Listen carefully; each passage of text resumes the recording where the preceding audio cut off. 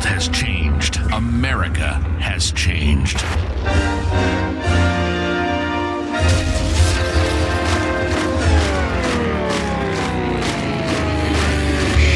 If something were to happen tomorrow, how self-sufficient would you be? Could you grow your own food? Could you sustain your own livestock? Could you survive?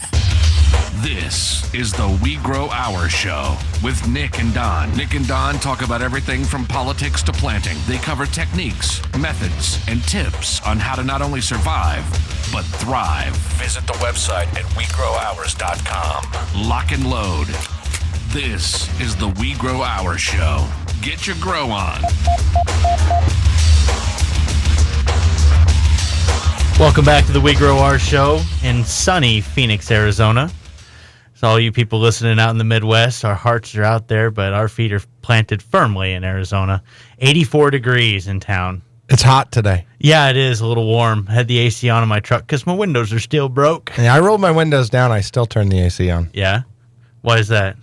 It was too hot. Because the windows are down and the AC's blowing? Yeah. I had to turn the AC on because it was too hot. You do realize that you can I shut rolled the windows up when I turned the AC on. Okay, I'm just making sure that you know how this whole thing works. Man, there's cold air coming in, but it doesn't stay for very long. What should I do? Thanks, Nick. Oh, man, a little lesson in physics here. Well, Don, everybody missed it. Luckily, we weren't on the air, but I'll go ahead and bring up this embarrassing fact. He tried to chew on his microphone. Apparently, he's still chewing. He's still I didn't teething. see it sitting next to me, and I turned. Next to you, it's right pointed at your grill, buddy. I don't know how next to you you think it is. I was reading about desert farming. Oh, that's good. Yeah. Your notes, right? That's right. Okay, I was going to say, yeah, we've got a great show today. We're going to talk a little bit about farming in the desert. And if you've got snow on the ground, please disregard this entire episode. No, just kidding. No, actually, that's one of the cool things about Arizona. We have all 7 of the climates that are known in the world. Everything from tundra to tropical in this one state. Yeah. We've got all of them. So... And I forgot to tell you, last week, a guy called me up and said he was listening to the show up in Show Low. In Show Low? Yeah, Great. so we've got some reach. So if you're listening today, thank you, sir, for calling. And get back to me on those quail. We'll get you some. Anyway, if you want to call in, the local number here is 602-277-KFNX or 5369. We're here on Independent Talk, KFNX, 1100. Well, I jumbled that up. Independent Talk, 1100 KFNX. There we go. Now that I sound really dumb. Anyway, Dawn, you're looking a little sleepy. How was your week? It was good. I was in Florida all week. I just got back last night. Oh. And they're 3 hours off, so I'm still on a jet laggy thing. Just 3 hours? It just really threw you off, huh? Yeah, it was beautiful. Well, it's like 12 hours of traveling, but it was gorgeous out there. We had green, grass, and rain, and I got to go to the Gulf and the ocean, and it was humid, so I come back and I'm dehydrating again. Drying out real quick out here with it's 88. So I got to hear about Florida. What were you doing back there anyways? I went to visit family. My aunt's back there. My dad was up visiting. I've got cousins back there. They've got a beautiful little farm down in the Gainesville area. We went down there to look and learning about raising cows, something like what you do. Mm-hmm. Your dad did that, right? Does that still? Yeah, still does. So looking at cows and helping them with an aquaponics system. My uncle put in a beautiful greenhouse and an aquaponics system in there with a little pond. He dug it right down because out in Florida you can actually dig. Out in Arizona, as most of you, if you live out here, know, as soon as you get about a foot down, it becomes very difficult. Caliche, right? Caliche, that's right. Mm-hmm. So he's got tractors out there, so it makes it very easy to dig. Yeah. Well, the other thing about Arizona, though, is you don't have to do any reinforcements when you dig down because the ground is pretty much rock. Oh, yeah. So. Yeah. Out there, it's not bad. Once you get down, you hit it clay. It's not hard caliche. It's just clay. And you can actually compact that down and make a pretty nice little pond there as well. So we got that going, kind of worked on improving the system a little bit. They're just getting started, still cycling. They've got some goldfish in there and kind of moving through that whole process, some tomatoes growing. And we've just kind of experimenting with some different things, putting in a new filter. Yeah, it was a lot of fun. I had a good time. Got to see family I haven't seen in a long time. And we got some land. Yeah. Oh, side note, we bought some land. So I'm really scared. What does that mean for the We Grow Ours show? When you It's move not. to Nothing's changing Florida? here. We're. I didn't say we're moving to Florida. I said we you bought just some made an land. investment. Okay. Yep. And they have some land out there, so we bought an adjacent piece of property. And hopefully, we're going to talk to my cousin Keith. I hope you're listening. You got to move back. So they moved away about 20 miles. I want them to move back. So eventually we can have that entire area. And have like a Florida Waco complex over there? Yeah. No. No? No. Okay. Let's just call it a farm. Oh, come on. It's so much more fun than a compound. Well, it's kind of neat. I drove around and I talked to a lot of different people about what we do. Mm-hmm. And out there, people grow their own food. A lot of people out there where we were grow their own food. So we're out in the country, away from everything. They're like, well, why would I buy eggs? I have chickens. Or, so they're doing a lot of this. They didn't quite understand some of the stuff with aquaponics until we really explained it to them, because they're growing 5 acres of food. So a lot of people out there already have that going, and it's certainly a more sustainable land. You can live off of it fairly easily without a ton of improvements. You can go out and till and throw seeds down, and it grows. So it's a far cry from what we have here in the desert, which is why we want to talk a bit about desert farming and having livestock out here, and what kind of preparations we need to do with that. That's right. So I don't know if we want to dive right into that, or if I should. I don't know. What's our cutoff there? Another 3 minutes or so? Yeah. Okay.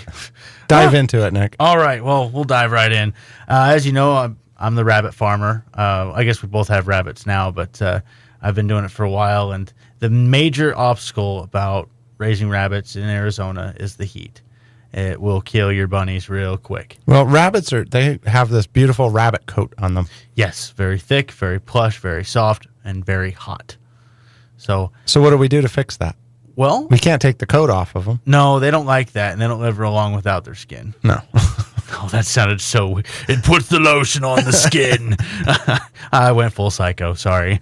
No, obviously you can't do that, but you can keep them cool. And if you've got a small rabbitry, if you've got just a couple of bucks, a few does, something like that, you don't want to go and invest in a big swamp cooler, a huge AC unit for something that's, yeah, that's what we have. A couple of bucks, some does. We've got to set up for 9, 10, 11, 12. 12. Yeah. Yes. 12. So I didn't want to. We looked at building a shed or something to put them in, and putting a swamp cooler and AC on there. I looked at keeping them in the greenhouse because we have a swamp cooler on that already. But we actually ended up not doing any of that. We put them in a breezeway. Okay. Now, you've seen the setup. So yeah. Now, well, I'd say rule number 1 is find your microclimate. Find the coolest spot on your property. I'm not talking about, hey, hipster cool. I'm talking like temperature down. And you'll find that around some vegetation. Sometimes vegetation will change the climate in that area. I have this nice, big, thick tree that serves no other purpose other than providing shade and moisture to the air. The humidity's up around the tree and the temperature's down lower. And a lot of people, they're watering anyway. Yep. So things like air-conditioned condensate lines, or the runoff from the RO system under the sink, you can actually move those out underneath where your livestock are and your microclimates and keep it even cooler, right? That's true. It's not going to have the same amount of effect. I mean, it's the vegetation that really provides a natural evaporative cooling, if you would. Because, my condensation line, it's not always wet. But you can grow a lot of things underneath there. Yes, this is true, but I'm talking just rabbits. I'm focusing. Come on, man. I've got ADD, and you're already throwing a curve at me. Grow it underneath with the rabbitry. I mean, that's what we took some of our high pressure to keep that area moist on the ground underneath the rabbitry, and the only thing we're growing there is worms. Okay, and accidentally, right? Yeah, accidentally. Yeah. Well, not anymore. Now that you know that they're there. That's right. That's funny. Well, if you've got just a couple of bucks, a couple of does, and not a whole bunch of bunnies, you could get away with just simply taking some 2-liter water bottles, filling them up, or 2-liter soda bottles, fill them up with water, freeze them, and set them in the cage next to the bunny. And something funny happens. They'll just lay right down next there, and we'll get into a little bit more, a few more solutions when we come back from the break, so stick around.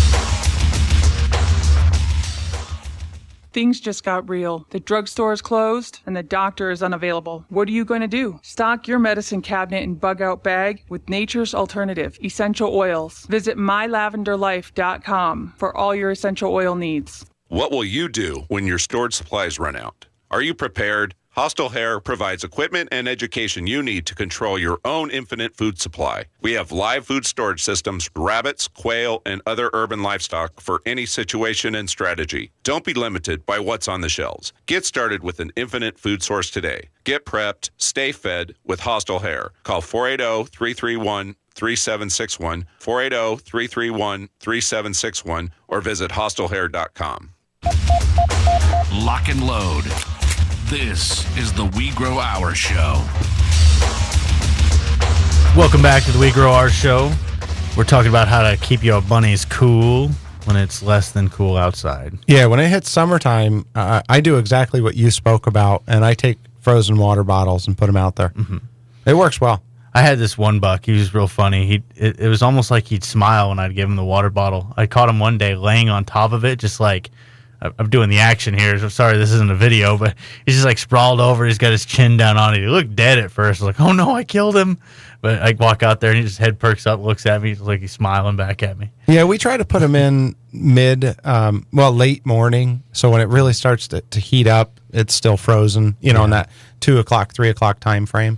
Now we've got some other solutions that we use. We keep the ground cool. Mm-hmm. We're in a breezeway, so I've got a microclimate. I've got the shade. I've got no sun in there. And then I used another one of your suggestions with the sacks and the fans. Sacks and fans. Yeah, the burlap. I like it. So tell me about how people should implement that. All right. First off, you got to get a sack. Burlap sack, to be a little bit more specific. Actually, some sheets work too. What you basically want to do is, it's a poor man's evaporative cooling system. Take a soaker hose, wrap it in a burlap sack or a sheet, and then drape the excess of the sheet or the burlap sack over the cages, and run the soaker hose on low, and just drizzle water into the sheet, and it just slowly drips down through. And just the passing breeze will cause evaporation and blow cooler air through there. You can drop the temperature easily 20 degrees with that alone. Yeah, and it works really well. Now, we've added a box fan to the mix as well, but we don't put it directly at the rabbits.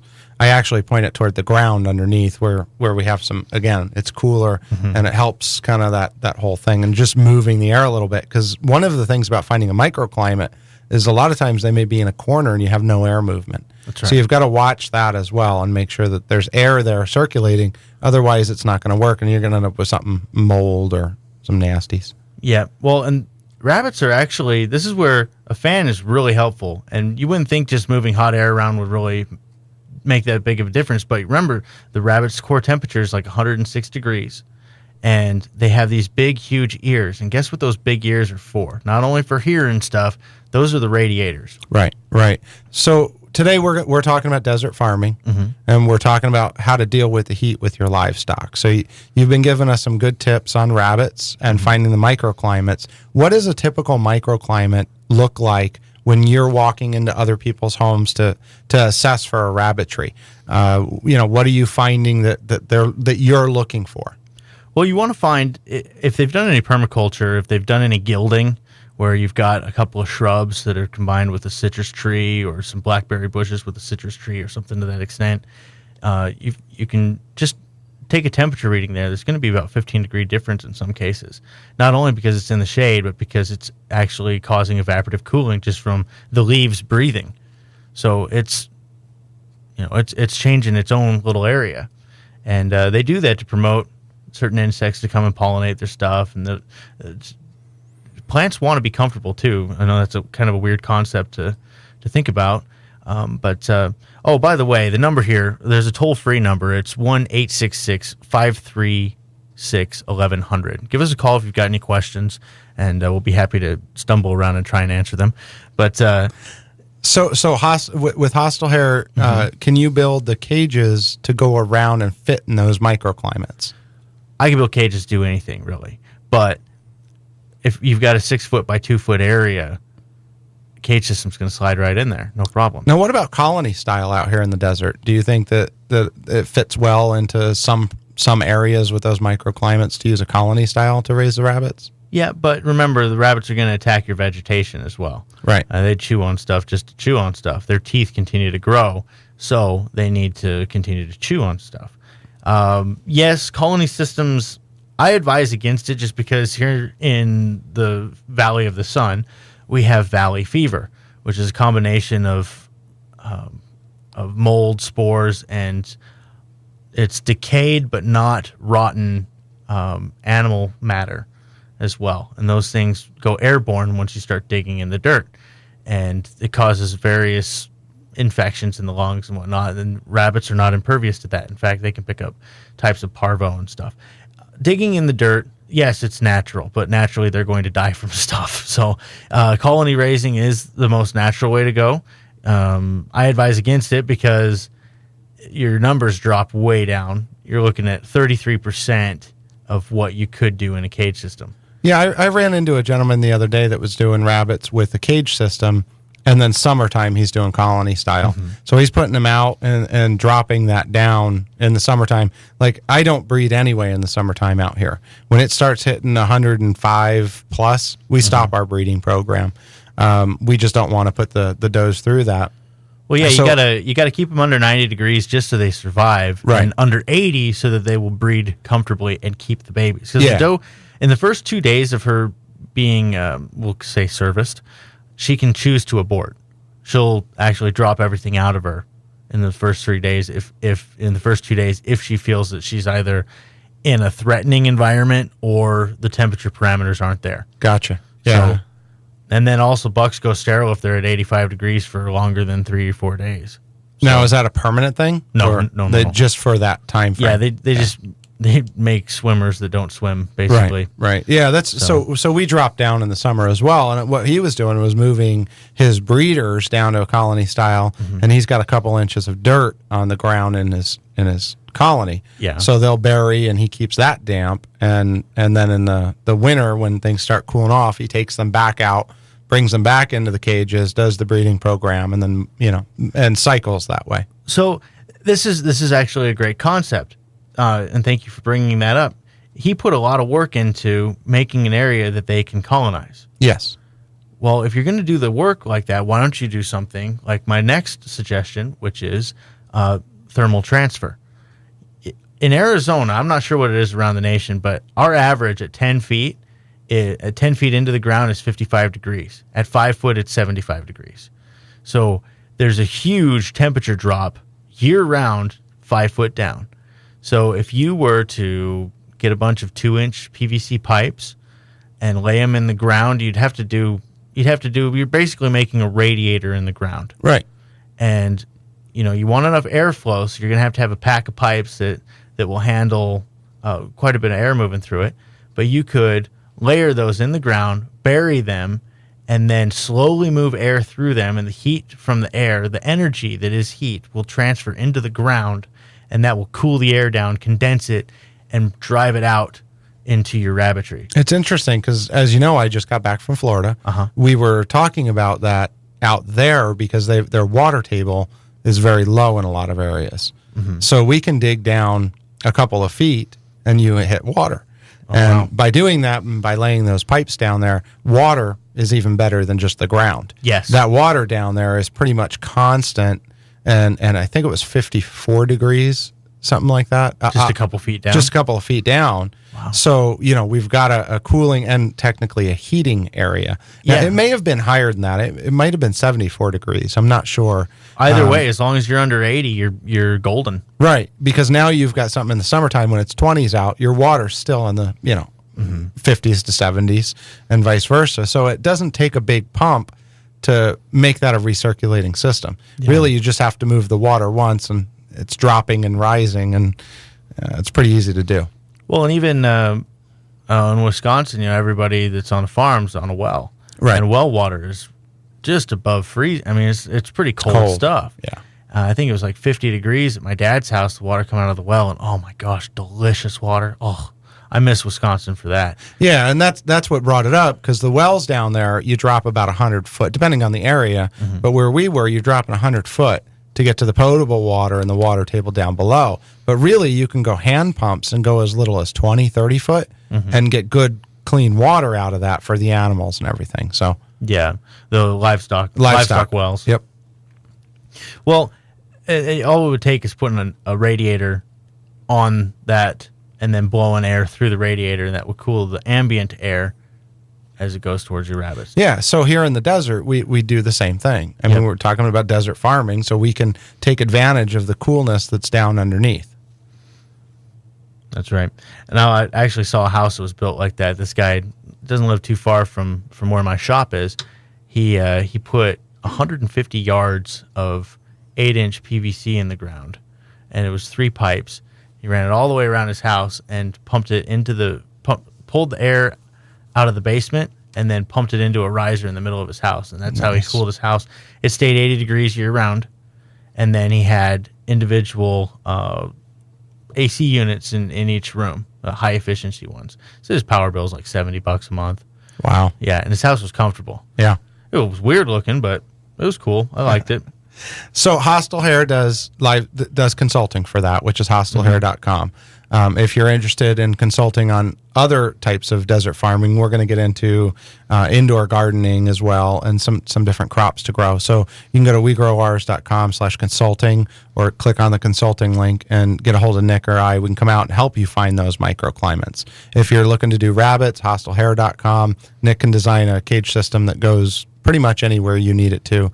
Help with that colony system if you wanted to go that way, or the cage system as well. Yeah, in fact, for the colony system, we are actually playing around with a trap that is actually the feed and water cage that they willingly come into to get fed and to, get all their water, their food. And so they're used to walking through the trapping mechanism. Right. And then you shut it down to be a one-way, so that when it's harvest time, you don't have to go chasing rabbits around with a rope and having yourself a miniature rodeo. Yeah, because they will dig holes. That's and right. it's really can be tough to get them out of those holes. Yes. And sometimes when they see a hand coming into the hole, they think snake, and then they bite you. That's right. So you don't want to get bit. So go ahead. All right. So when we come back from the break, I want to talk to you about a new partner that we're bringing on to the WeGrowOurs Consulting, and we'll talk a little bit more about that when we get back, and then the desert farming. Stick with us. Things just got real. The drugstore is closed and the doctor is unavailable. What are you going to do? Stock your medicine cabinet and bug out bag with nature's alternative, essential oils. Visit mylavenderlife.com for all your essential oil needs. What will you do when your stored supplies run out? Are you prepared? Hostile Hair provides equipment and education you need to control your own infinite food supply. We have live food storage systems, rabbits, quail, and other urban livestock for any situation and strategy. Don't be limited by what's on the shelves. Get started with an infinite food source today. Get prepped, stay fed with Hostile Hair. Call 480-331-3761, 480-331-3761, or visit hostilehair.com. Lock and load. This is the We Grow Our Show. I love that. Lock and load. I feel like such a gun nut when that happens. But I am a gun nut, so it works. It's all right. I feel bad because trying to get into depth conversations with people that love their AR-15s and they're talking this and that. I'm like, oh man, I wish I knew what you're saying, but I just like to point and shoot them. I love guns. I love everything about them. I just don't know them near as good as I do rabbits and farming and stuff like that. So if there happens to be a zombie apocalypse, I will feed the armies that defend my homestead. There you go. How about that? Yeah. Anyway, so we're talking about desert farming, and I gave you a little teaser that we're going to bring on a partner, and we're bringing on Halo Development, which is actually a contracting company that does custom homes. I have over 20 years experience here in the Valley, framing, building homes, everything from digging the foundation going on up, and they do really good work. And so they've done a few of my smaller projects. They actually built my cage building shed, if you would. Your rabbitry. Well, yeah, they built it. It was the rabbitry before I turned it into a manufacturing place. Now all my rabbits are out on a farm. But yeah, it hasn't fallen down yet, so that's a good sign.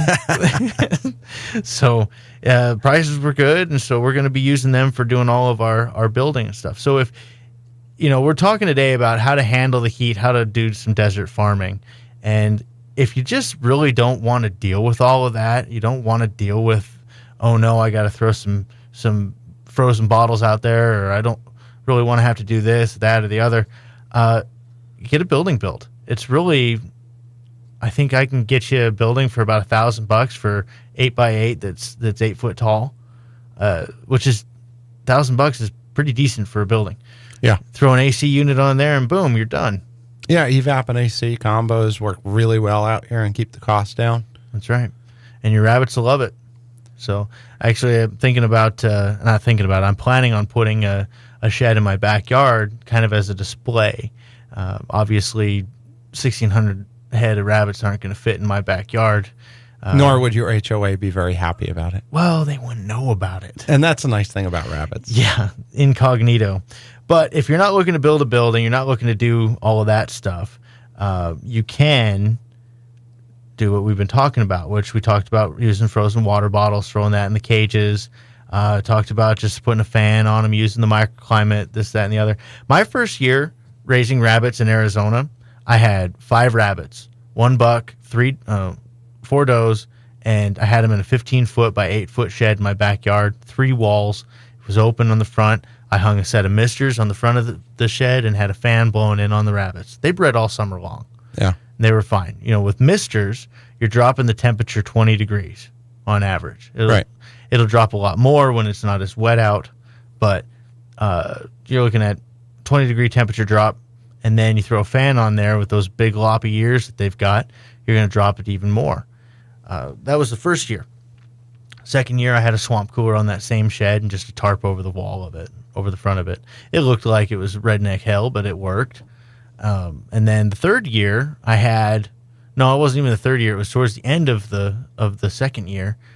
I had 24 breeding females in that shed, and I had a big swamp cooler blowing in there.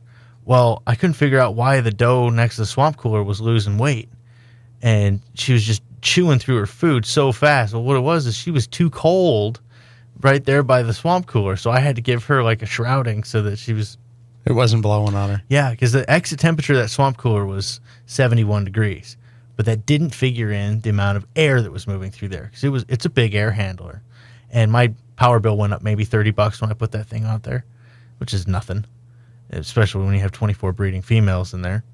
At the end of the building, it was 81 degrees on average. In the mornings, it was cooler than it was in the evenings. Nice. So it did its job. You can do it for cheap. You can raise a lot of rabbits in a small area with a swamp cooler and get the job done.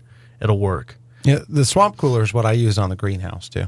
Yeah, in the summer and mister. So almost the exact same setup that you'd put in a shed or an enclosed building is what I use on the greenhouses to keep it going. We vent the tops and use swamp cooler and misters. Cool. Well, speaking of greenhouses, do you call yourself a gardener? Like, were you like a big fan of just conventional gardening? No, I tried. I wanted to garden. I did it once for about a year and I hated it. Yeah, and I'm like Dr. Brown Thumb. I can't grow anything, right? Especially not in the desert, because we're hot as hell. Yeah, we're dry as hell, and the dirt is hard as hell. So I think we're and the in pH hell. is off. And it's not a really good growing area. There are things that grow out here well. There's desert crops that you can grow. Noxious weeds, cacti, all of those the things. date palms. Oh, okay.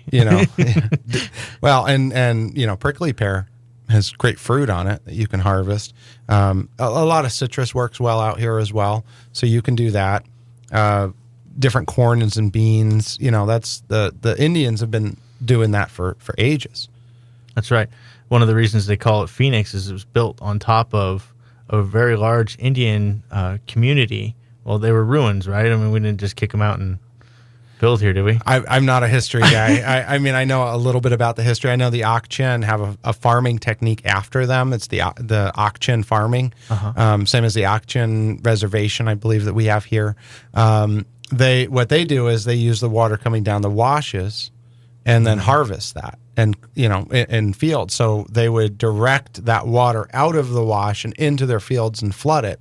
So when it did rain, they were able to collect that water. And they were growing beans and corns and things like that in the summertime in Arizona before we had any of the modern conveniences we have now. So it is doable. Mm-hmm. I prefer indoor gardening. Yes. I actually started in my kitchen with a bay window and growing hydroponically. So hydroponics, a lot of people think hydroponics, and what's the first thing that pops in their mind? Weed. Yeah, weed, and not the weeds that you're picking outside. So it is not just about that. It's about adding nutrients to water and growing, anything. You can grow anything in there. We started with tomatoes and basil. We had our entire kitchen literally overrun with tomatoes. I had tomatoes coming off of my ceiling. So it was nice, though. You walk in the house and you're hungry, you pick a tomato from the ceiling. Wow. Yeah, we had strings hanging down. And that was from a small hydroponic system and a few grow lights in the house. So when we talk about desert farming, one way to do that is to bring the gardening into your home. Mm-hmm. And you can do that with aquaponics or hydroponics. Now, did you have direct sun coming through that bay window, or were you able to just grow stuff in indirect ambient sun? It was indirect. Well, we had morning sun coming through the bay window, kind of from the side of it.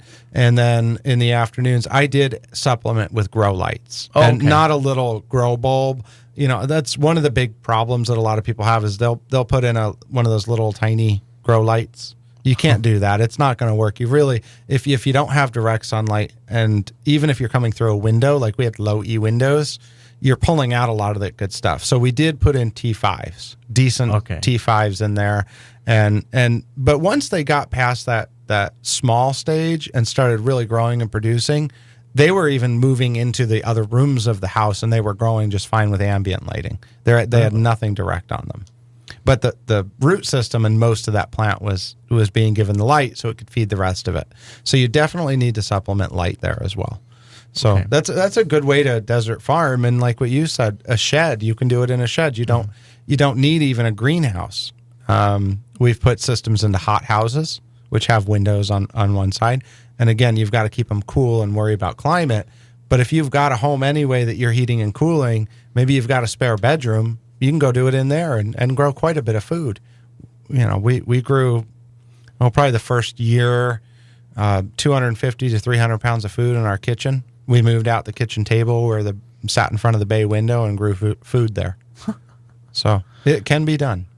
Wow. I wish, do you have pictures of that? We'll have to put I them do, up. yeah. I'll see if I can find them and post some of those. Yeah, it was a lot of fun. And that's part of that whole desert gardening. We've got indoor gardening, which is, you can do aquaponics indoor as well as outdoor. If you're going to move outdoor, greenhouses are great, but you do have to cool them. Again, misters work well, fans. I've always ended up putting a evap cooler on it, though. Mm-hmm. I haven't found a way without that to keep it cool enough to where that water doesn't get so hot that it starts killing stuff. Yeah. Okay. Well, I was actually looking at different designs of evap coolers because at Home Depot the other day I walked through. They've got this stand-up one that's $1,200. It's $1,200 for a stand-up. Yeah, the Master Cool. Yeah, that's the one. I've used that a few times. And then the lowest one that I saw in there was like $600 for one that would handle what I need.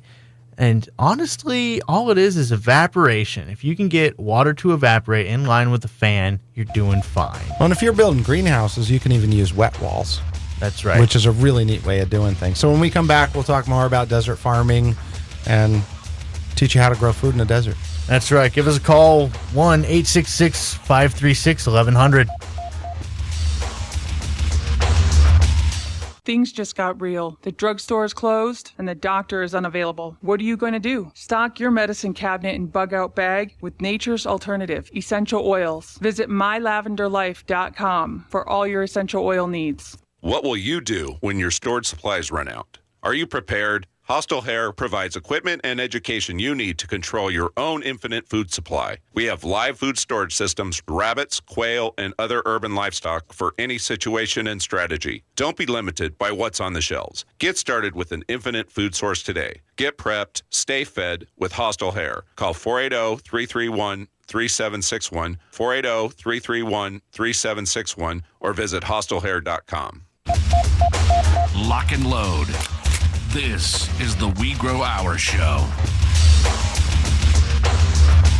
All right. We're back and we're ready to learn stuff. Well, Let's learn stuff about stuff. We're ready to teach you stuff about stuff that we learned about stuff.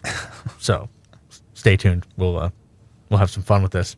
Anyways, Don, you were just telling us about how you grow food in a greenhouse, Yeah, in an so aquaponic system. aquaponics, hydroponics. We've talked about livestock, rabbits, and I think everything that you said about rabbits kind of transfers to a lot of the other livestock.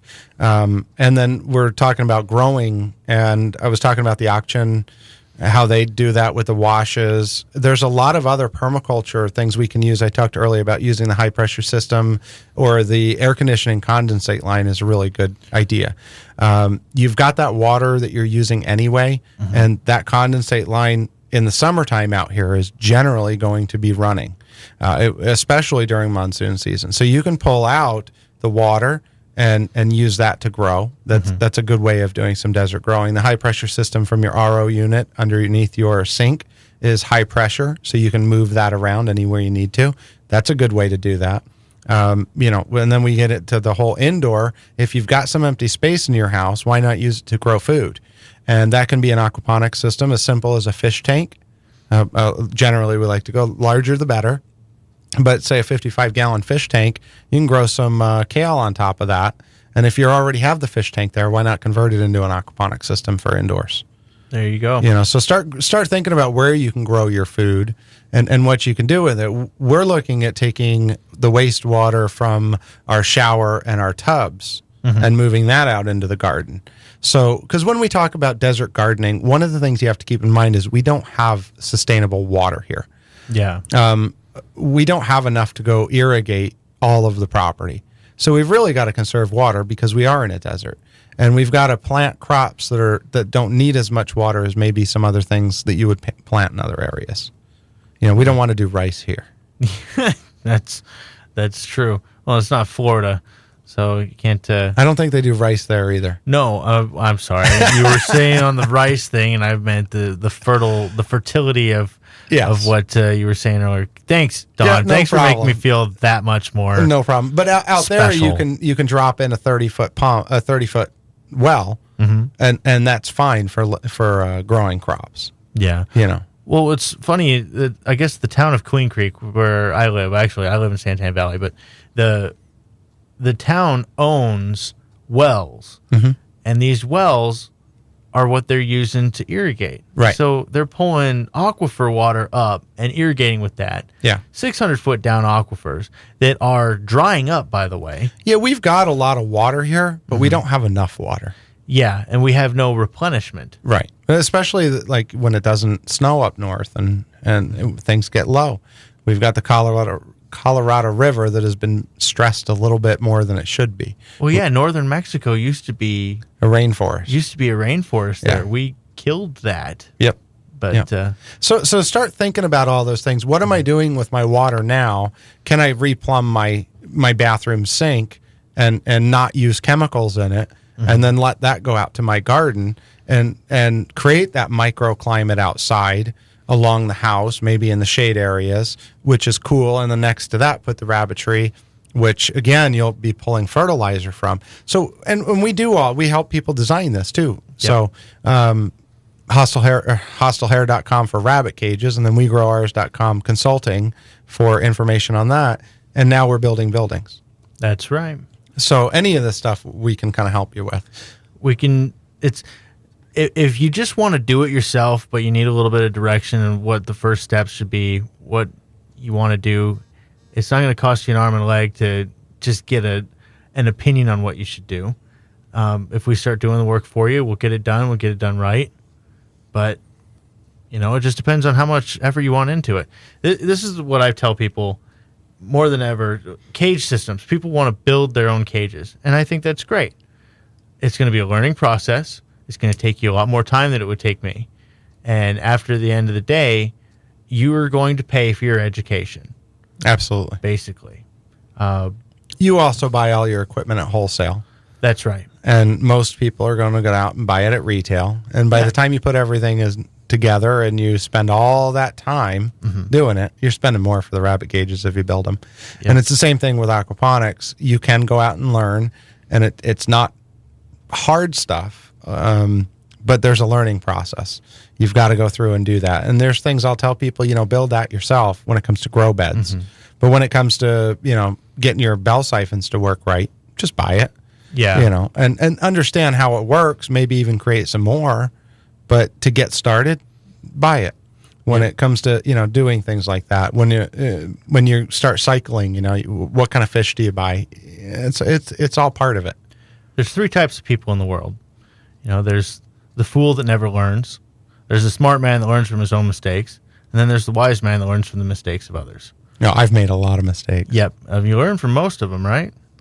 Yeah, absolutely. There was a pause there. You hesitated. Yeah. I'm going to pull it I was thinking off. what I just called myself. Was it a fool or a wise man or what? So, yeah, the wise part is learn from the mistakes of others. Yeah. Do as much research as you can. Buy what's smart to buy. Yeah, well, you've got to value your time.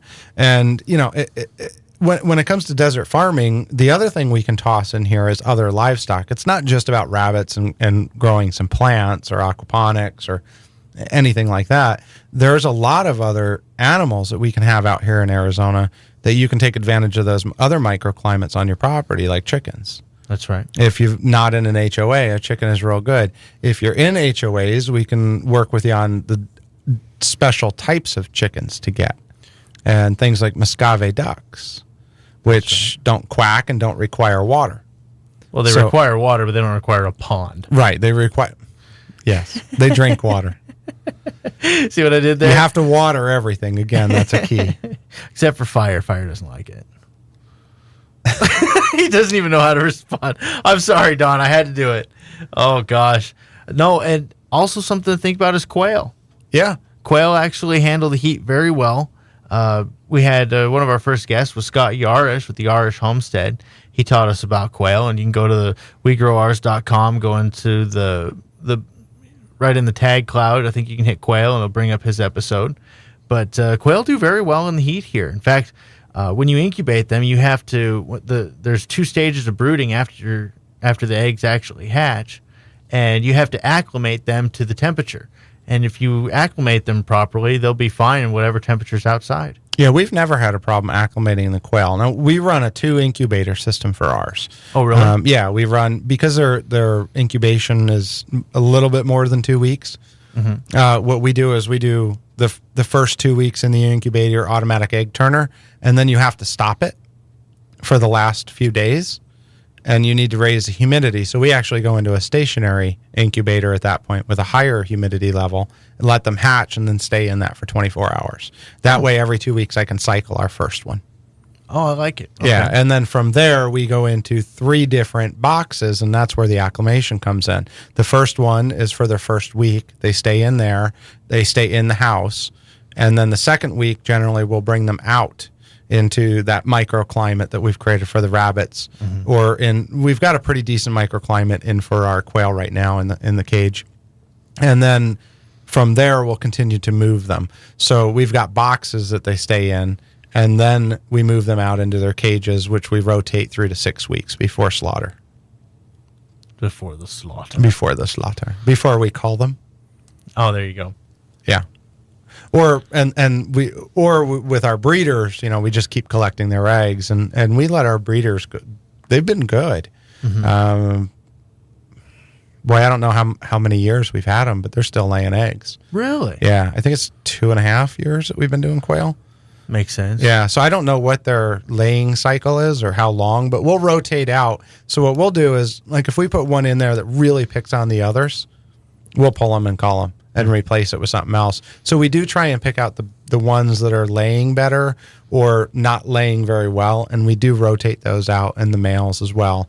If they're very aggressive, we found some females are very aggressive, we'll pull them out, and we'll breed the non-aggressive trait. So after that amount of time, we've gotten pretty good results. Nice. Yeah, and I think Scott talks about all that on the podcast. Yeah, and I love his backyard, too, by the way. I haven't been over there in a while, but... He put a beehive in, too. Did he really? Yeah, which is another desert farming. There you go. Yeah. know. That's one good thing that the desert plants do have, are good flowers. Yeah. And so even in a non-fruiting plant, you're gonna get tons of pollen and stuff. So you get your bees. Yeah. Even the Africanized ones, if you set it up right, they're not gonna bother anybody. In fact, I believe it was it Dan Punch? Yeah, I think we're going to try and get Dan Punch on next week. Okay. So, and we're going to talk about that and how they're actually replacing, they're taking because he rescues bees. He's a bee rescuer. So he'll go out and get these Africanized bees that are swarming, which means they outgrew the hive and they're out on their own. They'll take that hive and that queen and then replace the queen with a non-Africanized queen. And then 3 or 4 months later, it's a non-aggressive colony again. Wow. Yeah. That's right. I remember the conversation. But one thing that stuck out is if you leave the opening to the hive facing a wall, Yes. it forces the bee To go up. To go up at least 6 feet. And Right. the reality is they're going to go up about 10 feet so they get their bearings on where they're going to go. Right. And then go. So you're not going to interact with them right at the hive. They're not going to try and defend the hive. Exactly. So it's a real good desert farming technique because you're farming honey. Yep. And boy, I like honey. Honey's good. Well, and I don't know, a lot of people have probably been following the flow hive. I was just going to say that. Yeah. You don't have to mess with the bees anymore. I think they're up to over $7 million raised on Indiegogo. I knew that was going to be big. We were talking to them before they actually launched and all that, trying to get them on the show. They're like, okay, well, we'll come on the week that we launch. Yeah, and all of a sudden, happen. I think Too they big raised for their britches. I think it was like $2.5 million the first 7 days. So they got a little busy. it was 2.1 the first day. First day. Yeah. Yeah. So it was crazy. I'm looking at that thinking, man, I need to do some Indiegogo. What are you going to sell people? I don't know. I just need to do it. Yeah, so they got a little bit busy, and they're still trying. They are going to come on the show and talk to us at some point, but they've got a few customers that they have to now deal with, and orders that they need to get going and shipping. Yeah. So it's going to be a while before they're going to be available for anything. Well, I almost bought I almost got the premium $600 hive just because it's hands off. Yeah, you know. Well, and I think there's a lot. I think it's changing the world of honey for sure, because a lot of people are doing this, but you still have to maintain that hive. Yeah. You still have to understand the bees. You still have to go in once a year and check it, and you still have to make sure that they don't overgrow the hive, because if they do, it will create that swarm, and that's what causes problems in the neighborhood. So to wrap it up, we've got not only finding the microclimates for rabbits, which we can use the burlaps and all, but that in turn can create other microclimates for things like worms, which is what I do, to go then feed the chickens, the quails. Really good way of doing that. And we can integrate all of this by using reclaimed water. So there's a whole lot of things that we can do. Well, thanks for joining us this week on the WeGrowOurs show.